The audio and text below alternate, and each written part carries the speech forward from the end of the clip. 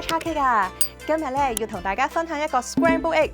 嗱，我知咧你實話啦 ，scramble egg 咪即係普通嘅炒蛋，但係呢一款炒蛋咧係我食過裏邊咧最好味、最 creamy 同最正㗎。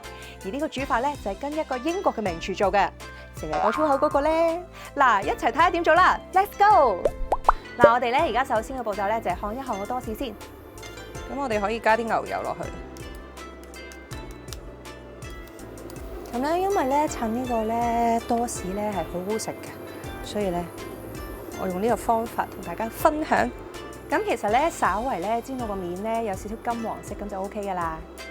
嗱，呢一邊咧已經金黃色啦，而家轉另外一邊再煎。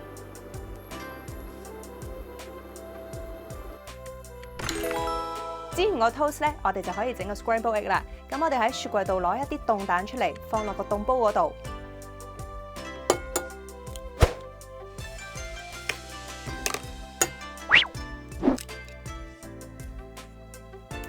咁而家咧就落啲牛油落去啦，全部落晒去。咁因為我哋落牛油嘅關係咧，所以我哋就唔使加食油啦。好啦，咁而家就開火，開大火，咁咧一路即刻喺度攪勻佢。咁你可以順時針或者逆時針咁攪佢，攪到咧啲牛油開始溶啦。盡量咧攪到啲雞蛋有咁滑得咁滑，唔好 hea 攪啊！好啦，我見佢咧開始咧有啲蛋起啦，咁我離一離火，繼續攪佢。咁等佢 cool down 佢。嗱，咁見佢冇乜力嘅時候，再落翻煲，大概你預翻30秒度。我哋嘅步驟咧就係不斷咁煮30秒，跟住離火攪住佢。咁咧千祈唔好俾佢起到咧一嚿嚿咁樣啦，因為如果咧你起到一嚿嚿咧，咁就唔夠滑噶啦。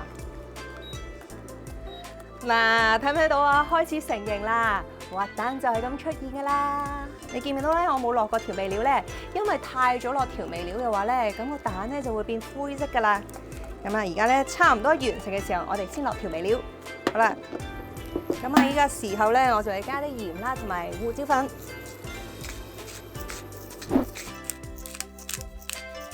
咁落完調味料之後咧，而家咧就加個 cream 落去，咁咧等佢再滑啲。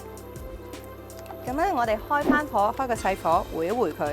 哇，睇唔睇到啊？而家咧啱啱好啊，呢個狀態。咁啊，攪勻佢就可以起爐噶啦，熄火。大功告成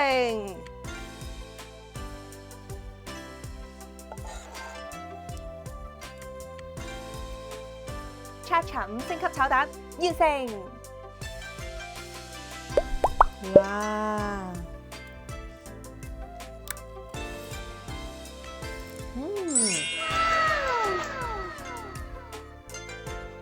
呢一個 scramble egg 咧真係好 creamy， 好好食噶！